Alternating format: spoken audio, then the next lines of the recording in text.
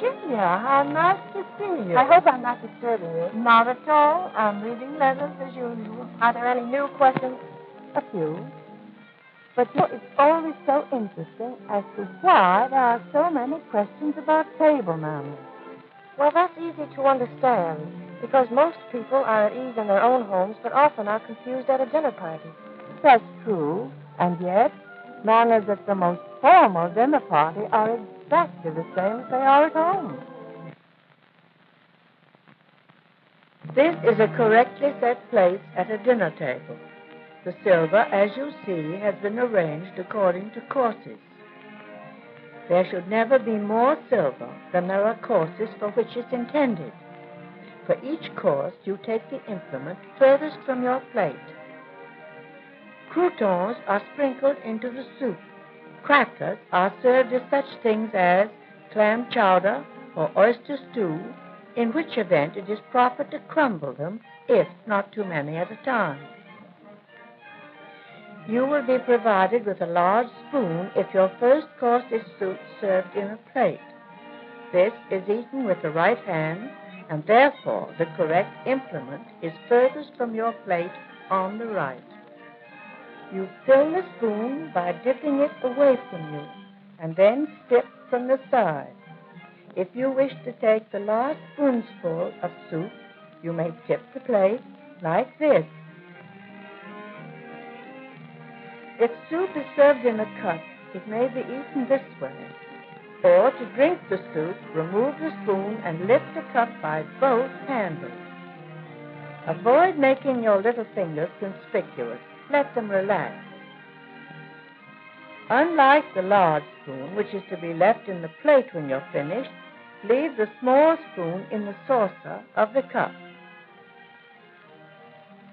In a house without a maid, the meat is served by the host and passed round the table. Do not begin eating until your food for that course is on your plate. While waiting, you perhaps eat a piece of bread. Break it like this and hold it against the rim of your plate to butter it, or on your bread and butter plate, which is always on your left. Help yourself by using a serving spoon in your right hand and assisting with the serving fork in your left. Then place the spoon and fork together at the side of the dish and pass it on.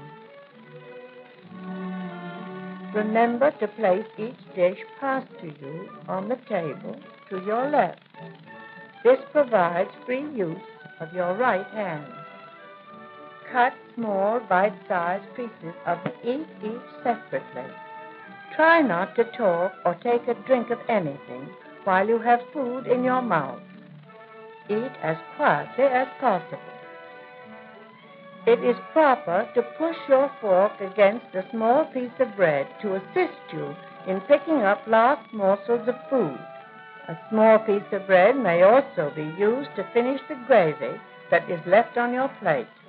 If you pass your plate for a second helping, place the implements to the right and well up on the plate, so they will not slip off, and also to provide ample room for more food. Salad may be served either as a separate course, such as this, or it may be placed on the table before you sit down. In this case, your salad is that at your left. If a knife is provided, its blade must be of silver or stainless steel. It is absolutely correct to cut your salad with a knife.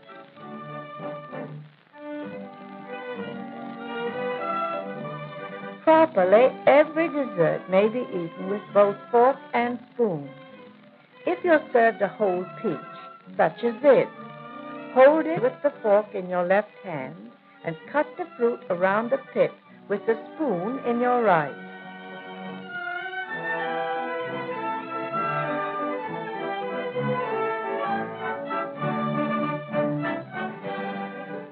Dip the tips of your fingers into the finger bowl. It is correct to pat your lips with your moistened fingers and dry both fingers and lips with your napkin. Among the difficult foods to handle gracefully is spaghetti. It is usually served in long strands covered with sauce and sprinkled with grated cheese. You can manage it best by using the side of your plate as a barricade and twisting it into a bite-sized roll. Practice makes perfect in this operation. If a strand comes loose from your fork, put your fork back into your plate and twist it until all strands are again secured. It is true that asparagus is classified as a finger food, but it is much better table manners to cut the tips and the stalks as far as edible with your fork. It is always better not to risk eating asparagus with your fingers. By using your fork in this manner, you can be sure that at no time will you appear ungraceful.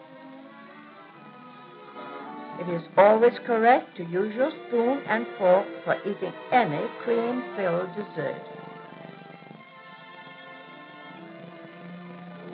Again, hold it with your fork and cut and eat with your spoon. Managed this way, you will easily control it. Make frequent use of your napkin if dessert is a sticky one, such as this.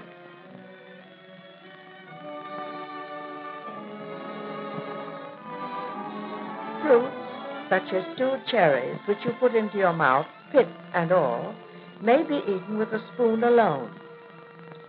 It is correct, however, to use your fork as well. You drop the pits into your spoon and place them on your plate.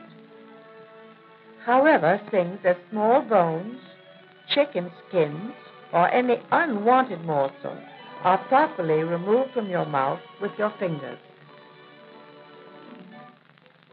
It's bad manners to light your own cigarette when none are provided at table.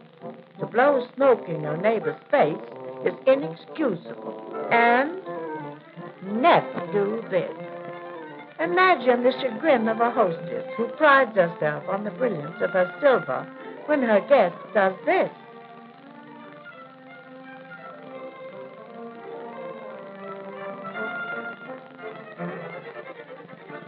And adds insult to injury by being suspicious of the glassware. Blow your nose if you must, but do it inconspicuously and be sure your handkerchief is fresh. And don't apologize. You can't help coughing, but if it lasts any length of time, you should leave the table. Making up a table is not only unattractive, but unnecessary.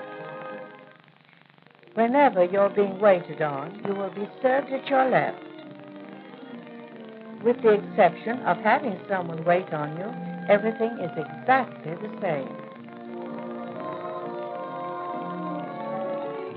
Even in a house of greater size and formality, you will not encounter any new rules nor changes in behavior.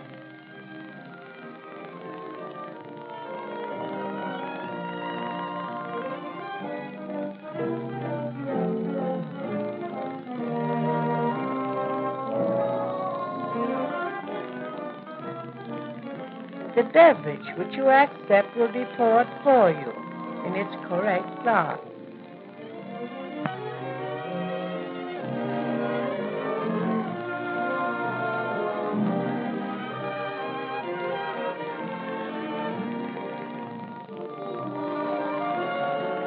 Unless you have refused a course and left its implements untouched, the outside ones on either side of your fresh plate are the ones you take the plate.